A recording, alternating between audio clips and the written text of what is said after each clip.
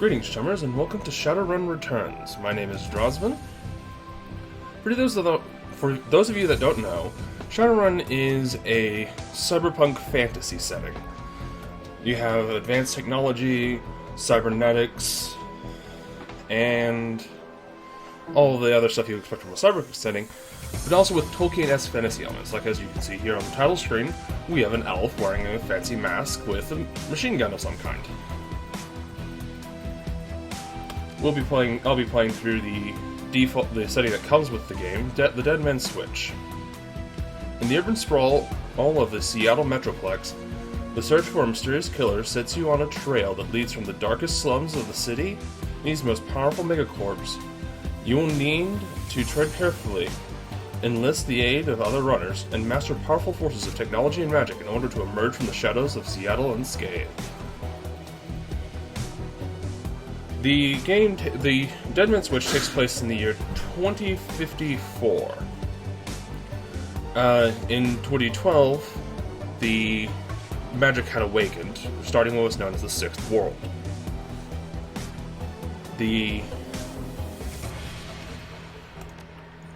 I'll be playing on normal.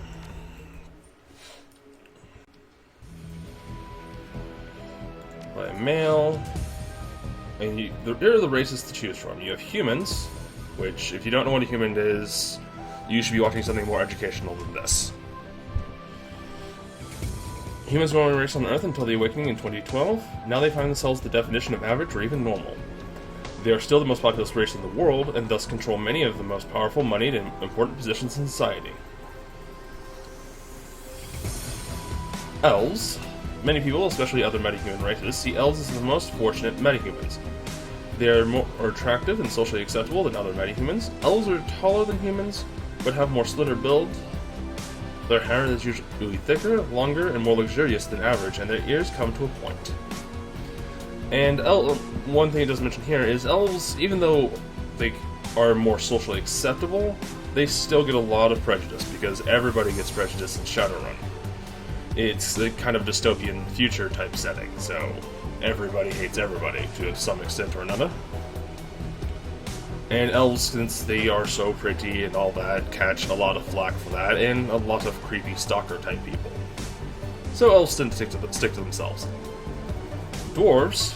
Dwarves are the shortest of the metahuman races. To compensate, their torsos and shoulders are wider than their size would indicate, thus their strength is equal to, and sometimes greater than the larger races. A side effect of their metahuman nature is increased resistance to pathogens and magic that attacks from within. And dwarves, from what I understand, dwarves don't catch as much prejudice as the other ones do. They do catch some, but, being shorter sometimes means being less noticeable. Orcs. Orcs are the fastest breeding race, and now are second only to humans in world population. Their size leads to an intimidating silhouette, and a body that can take more physical damage than the average. Orcs have pointed ears and intimidating teeth or tusks. Orcs catch the most prejudice out of the meta types. In orc getting up to high society can happen, but it is rare. Climbing the social ladder is very difficult for an orc. And the last meta type is trolls. They're the largest metahuman race. They stand about 9 feet tall. Heavy prejudice against them has led people to assume trolls have lowered intelligence, but in reality there's no proof of this. Trolls have pointed ears, intimidating teeth, or tusks, and many have horn-like growths that other metahumans do not manifest. Yeah, the trolls face a lot of social prejudice. They rarely face violent prejudice because they're 9 feet tall, really tough, and freaking strong. Most people aren't that stupid. Most. So I'm going to be playing Elf because of the next choice, Archetypes. Now, Shadowrun is a classless system. If I wanted to, I could select none here and make my character try to do everything in the game. But that's not a good idea because then you're spreading yourself really thin. In Shadowrun, you want to be a specialist because a team of 4 specialists is going to do much better than a team of 4 generalists. Yeah, and one thing I forgot to describe, One thing I forgot to mention for those that don't know about Shadowrun is this game is based, well, it's based off of a old Sega Genesis game, but that is based off of a tabletop game known by Shadowrun. The first edition, I don't know when it came out, but the different editions of Shadowrun cover points in different points in the Shadowrun universe's time. First edition was the year 2050, and I'm not sure when second. I know 5th edition, which is the only edition of the tabletop that I've played, and it takes place in 2075.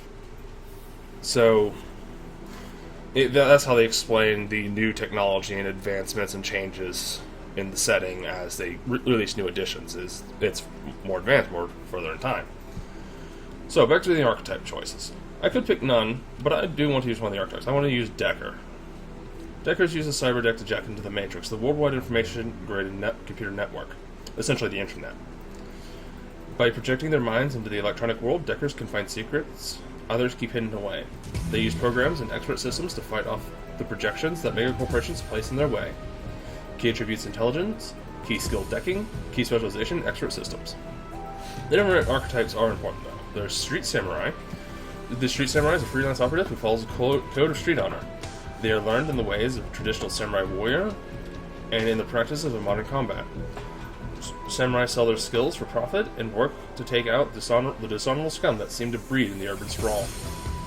They're your big fighty type people of the Street Samurai. You have the mages, specialize in casting spells, but that doesn't mean they can't shoot guns as well. Rather, magic is the center of their life. Their spells reflect a pure balance of the manosphere and cover a wide range of magical effects, from offensive damage attacks to character augmentation to degradation spells to healing spells. Mages are very important to have in your party. You want a mage in your party. They are very powerful. Shamans. Shamans believe that their magic comes from the great totem spirit that guides their life path: bear, cat, coyote, eagle, or raccoon. Shamans' relationships with their totems allow them to summon spirits and command them to do their bidding. Shaman have a skill to conjure spells that mages cannot. So yeah, mages and shamans are both magic users, but they're very different kind of magic users. You have the Rigger. Riggers use cybertech to jack their minds into and control small robot-like vehicles called drones. Riggers use their rigging abilities to provide surveillance, support, and extra firepower when required.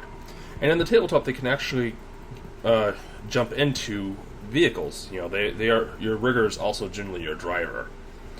You can do without riggers, but they are very handy to have, especially if they have enough funds to get a lot of drones. Physical adepts. Physical adepts are magically active characters who focus their magic internally to develop their utmost potential, physically, mentally, and spiritually. As adepts unlock new abilities, they become more honed physical machines, using their magic to enhance their close combat abilities. Adepts are another big physical fighter characters, though adepts tend to be more fragile than Street Samurai. Cybernetics in Shadowrun is the main source of getting damage resistance. But if you're a magic user, you don't want cybernetics because cybernetics reduces your essence score, which in turn it reduces your magical capability. So if you're a mage or a shaman or adept, implanting cyberware actually weakens your capability. But yeah, I'm going to be using Decker because in Shadowrun Returns, you can get party members that will help other runners that will help you out with other things. But if you don't play a Decker, you really can't make use of the Matrix, which is quite the shame because there's a lot of options that opens up for you.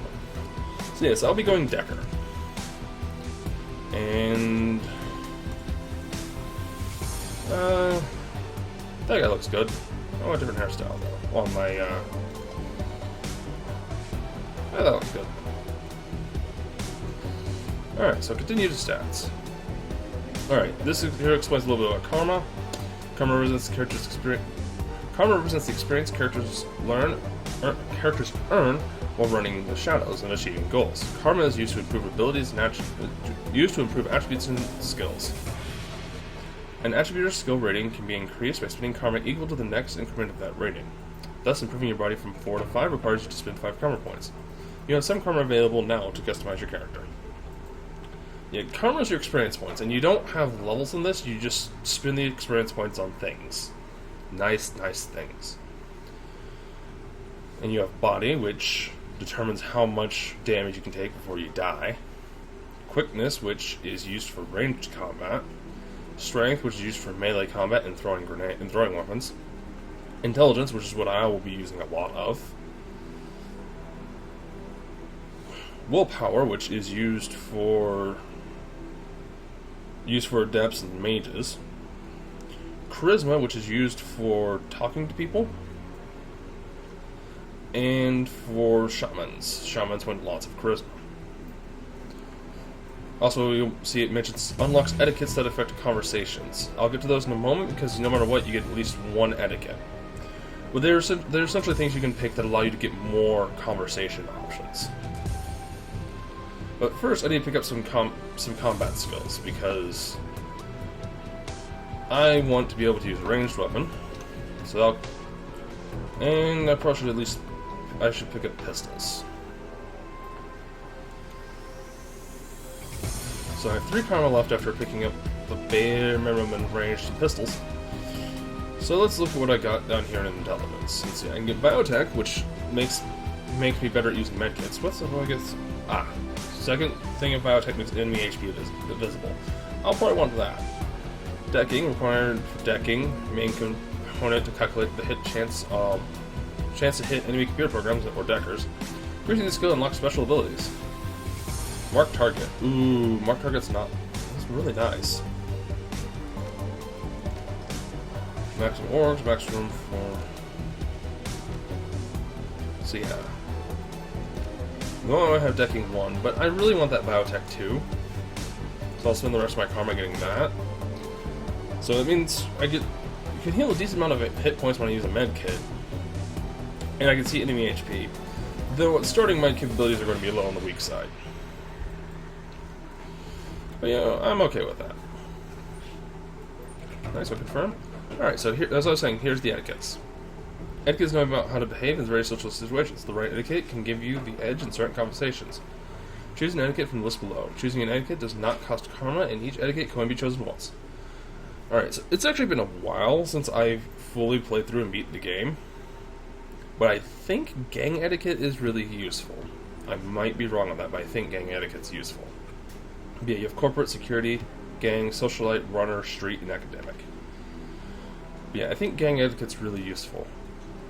What all this will do is, as you'll see, when you get into talking with other characters, you get various options, and sometimes the options have requirements, either certain stats, or in some cases, certain etiquettes. Alright, and I am Drosman. It would help if I actually had the box selected. I don't know why it doesn't auto-select. But yeah, so, there is... Down and out. Your apartment, 3 o'clock in the morning.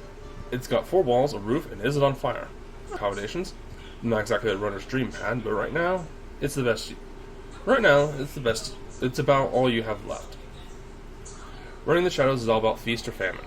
One day you're Nova Haunt, working jobs that allow you to eat at 5-star restaurants. The next, well, you're here. This one's a famine for the ages. Slagging Fixer hasn't called. The money's run out, and then some. Sinless and free. Free to starve in the cracks of society run by mere cops who just want your union. Something needs to change, and soon. Alright, a couple things to note. The fixers are the people where you get people you get jobs from. And Sinless, that's talking about the system identification number. It's kind of your ID, social security number all rolled into one. If you don't have a SIN, then operating in society is difficult. Most reputable stores won't even do business with you. So you need a SIN, or even a fake SIN, to just operate in most cases. Though I think This is before someone figured out how to crack into the SIN database and make fake SINs, so there's that. And Nuyen, in Shadowrun, Japan has economically and culturally taken over the world. Their culture and economics have spread everywhere.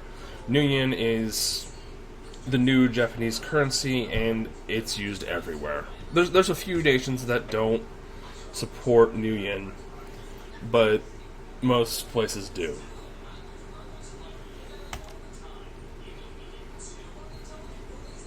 Your apartment, 2054. It's 3 a.m. and you've got nowhere to go but down.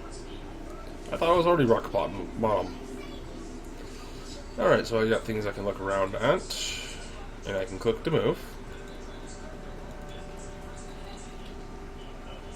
And yeah, there's just this little heart. So let's look around at things. Solid paper with your bank balance, enough to cover you through the end of the week. Your computer, state-of-the-art in 2050, broken since 2051.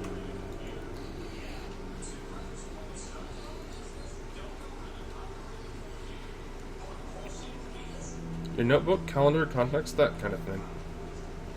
The list of contacts. The list is sad, dried up.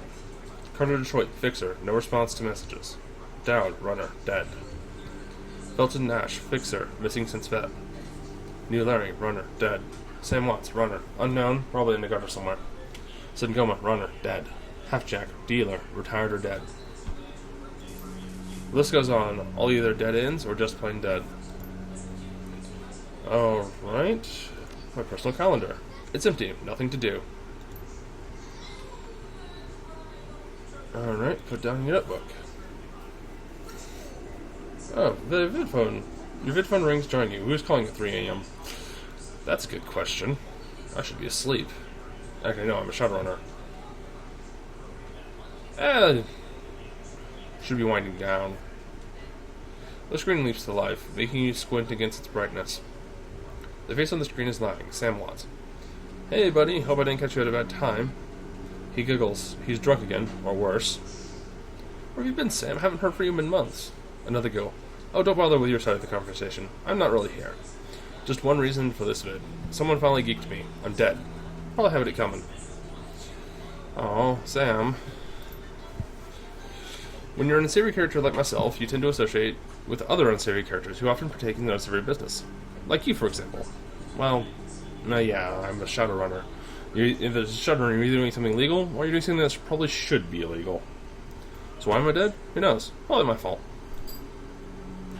I wonder where you are right now. I bet you're hit the big payday and you're living high on the hog somewhere. I wish I was doing that.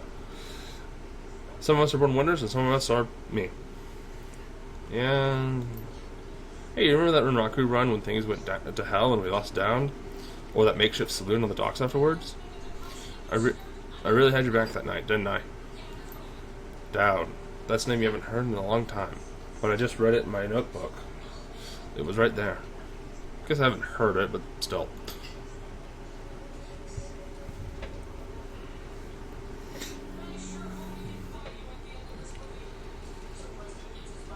Three years ago, makeshift bar on the sailed docks. The night Dowd went down. Sengoma is an urban shaman who proved her worth during a run against Fuchi last year. She is the quiet type and experienced runner. We're out in the open here, Drossman.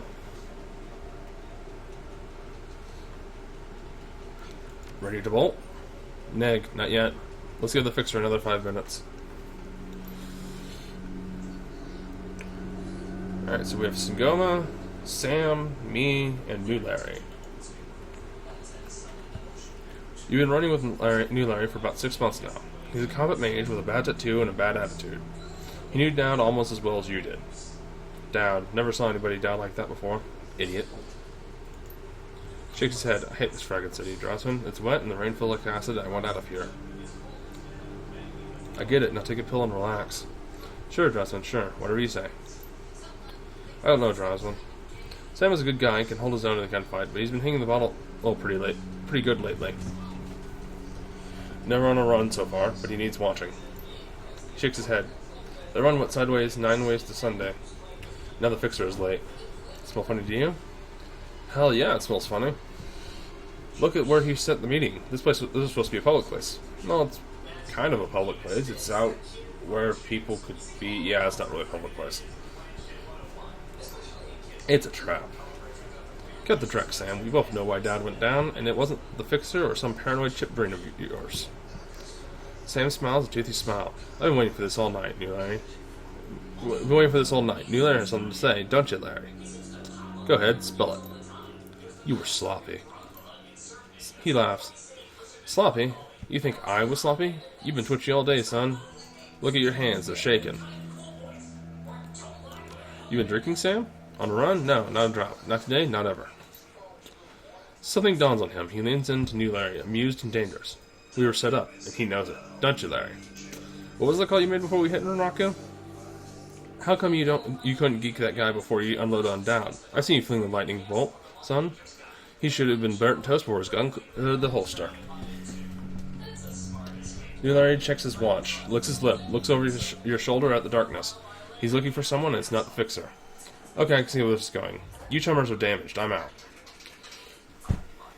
How much did they pay you to sell us out, Larry? He stops, and a smile slowly appears on his face. Honestly, didn't take much. Just enough to get me back to Portland and set up with a cash corp job. I'm out of this racket. We've got incoming. New Larry relaxes and throws you a reckoning grin. Looks like my new Morocco friends are finally here. They're going to take that hard drive off your corpse, buddy. We should choose our friends more carefully, Johnson. Are you drink after this? You owe me several. That I do, Sam. That I do. Now we get to the combat part of the game. It is turn-based, and he's going to shoot electric bullets in Goma.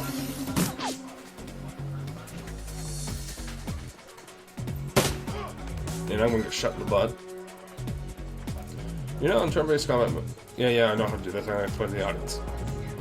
Okay, so... turn-based combat, you have action points that's stated up on the character portrait from the top right.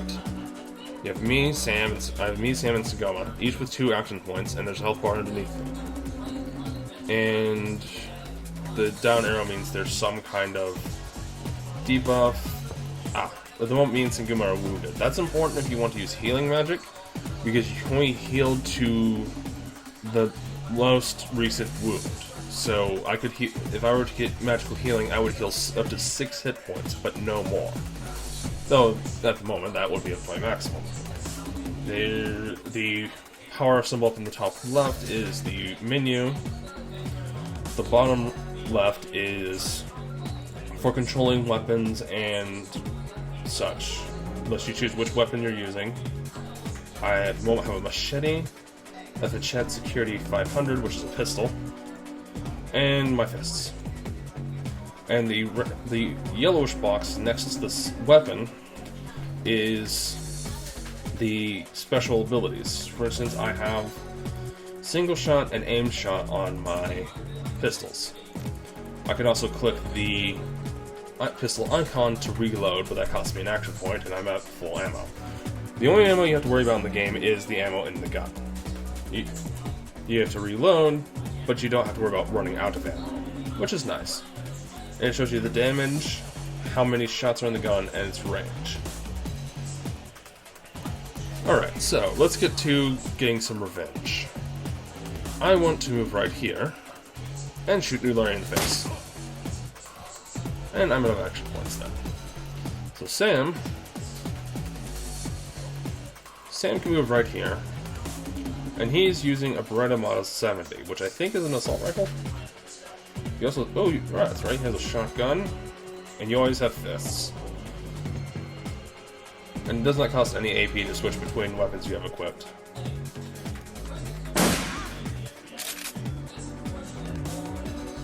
Alright, Sagoma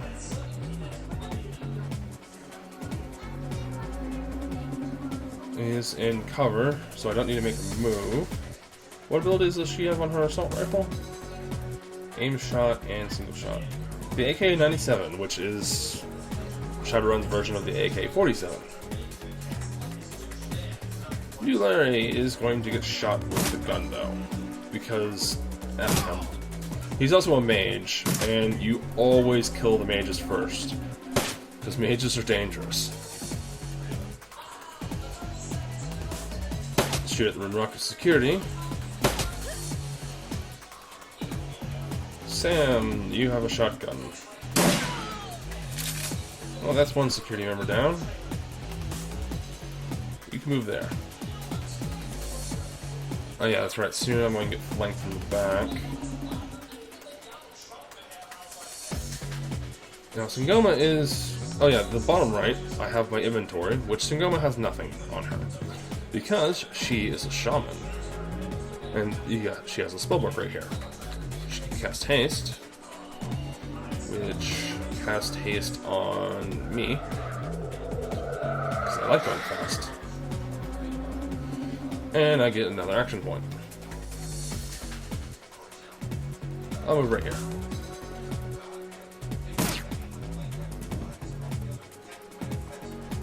Yep, and just as I said, people coming in the flank. Alright, Sam... Oh, you have a really good chance to hit that person. Alright, so he's almost out of shotgun ammo. So, you know, one reload will fix that. And Sangoma can just shoot that guy. He's out of range for me, but I can try to shoot that. I missed. Oh, right. I have more than one attack because I have action points. And I still missed.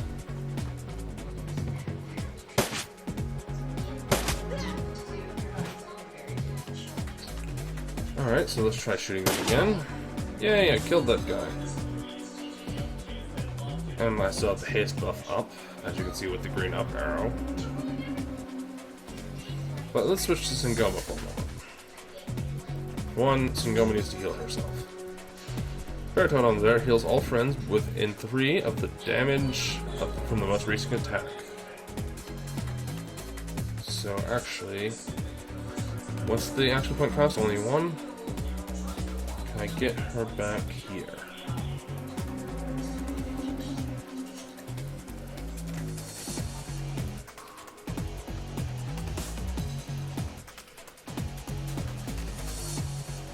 Alright, cast that.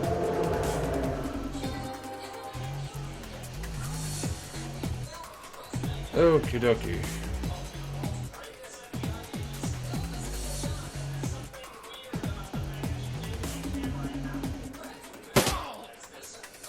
Oh, I crit the guy and killed him.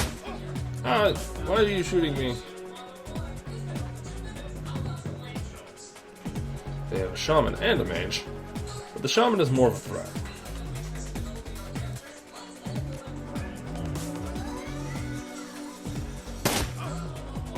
So I'm going to kill this guy right here because... Alright. Sam, reload.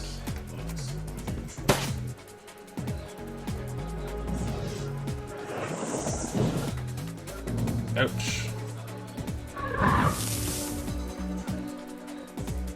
Spirits are, of course, summoned entities, and can be very dangerous.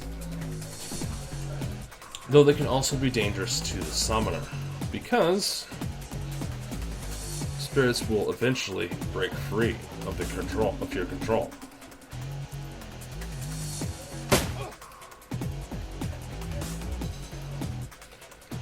Yeah, I could try to shoot the Inferno, but I'd rather shoot this mage here.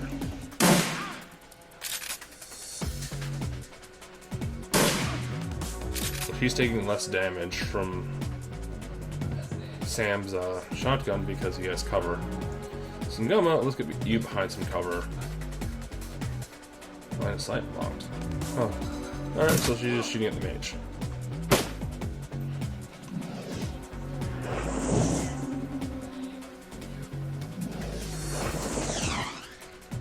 Missed and missed. You know what? I have a machete, which actually does more damage than my pistol. Alright, yeah, I don't think I can turn the camera, can I? Oh no, that's how I open the equipment.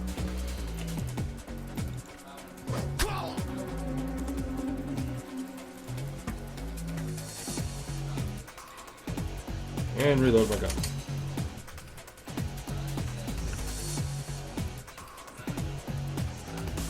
Singoma, you need to heal.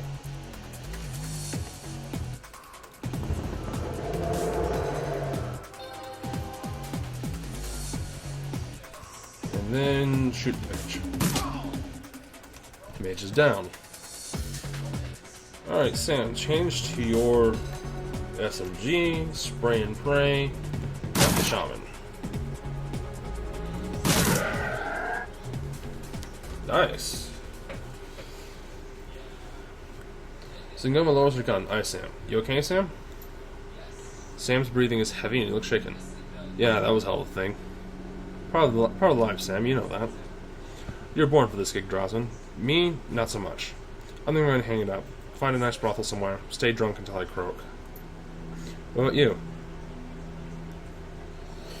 I'll find a safe house out of town, lay low. Ronaku has a long memory. That they do. I do too. Don't forget my friends. I don't forget my friends.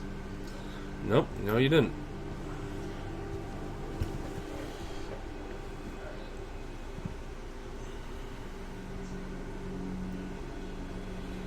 You stare at Sam's face on your comm link. Shake off the memory. Focus.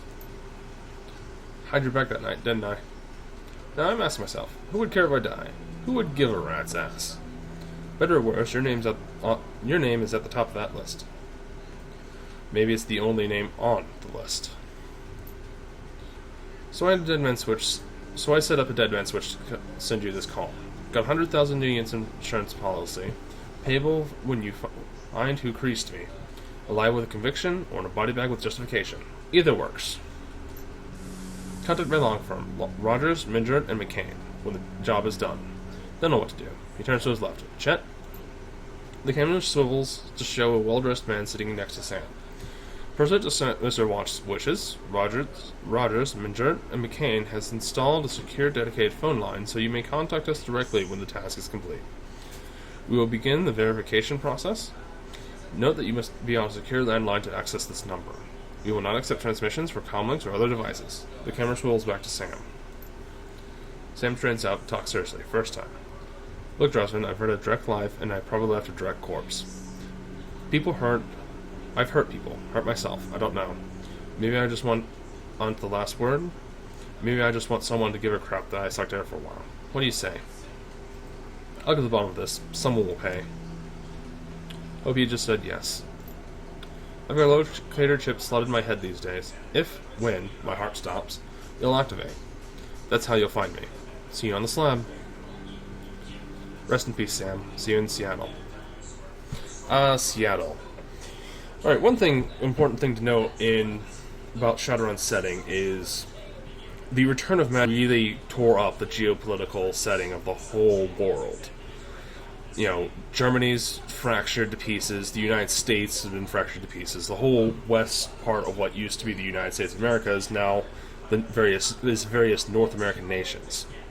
Canada did very much better, and what was left of Canada and America combined together into United Canadian American States. The Confederated American States broke off from them. But Seattle's an interesting thing. Even though it's in the west part of the United States, and you expect it to be part of one of the Native American nations, particularly the Shaila Council, I'm probably mispronouncing that, and I apologize to anyone of that descent. But while you'd expect Seattle to be part of that nation, it's not. It's still part of the United Canadian and American States, so it is a really oddity that draws a lot of intrigue. Which is why Shadowrunners love running in Seattle. Lots of opportunities to get very, very rich. Also lots of opportunities to get very, very dead. So, your plane hits the SeaTac tarmac with a jolt. Welcome to Seattle. The chilly northwest rain obscures your vision as you step onto the tarmac. Before long, you're sitting in the cramped backseat of a cab, following the signal from Sam's locator chip into the heart of the Redman Barrens. As note, Barrens in this is Seattle is what's referred to as a mega sprawl. It's a huge, huge city, like New York City type size. And a Barren is kind of the slum, wasteland-ish areas that society has all but forgotten about. It's where the down and the out and the forgotten and the lost, everyone that society doesn't care about or doesn't want gets sent. They're just forgotten there. Though, they're quite lively places. It's just, not as good as the shining other parts of the city. And Seattle's barons just happen to be red men. And every major sprawl has a barons. Not sure which part of New York is the barons. And, but yeah. So, continuing on this. Organ Grinders, a legal chop shop for body parts. Whether from the living or the dead, if you're hunting bad enough from Union, this is a place to sell a limb or an organ. It's also a good place to dispose of an inconvenient body while making a little cash on the side. This franchise is the closest thing the barons have to a morgue. It seems that this is where Sandbot's Wadi ended up. You open the door and are assaulted with the smell of death and bleach.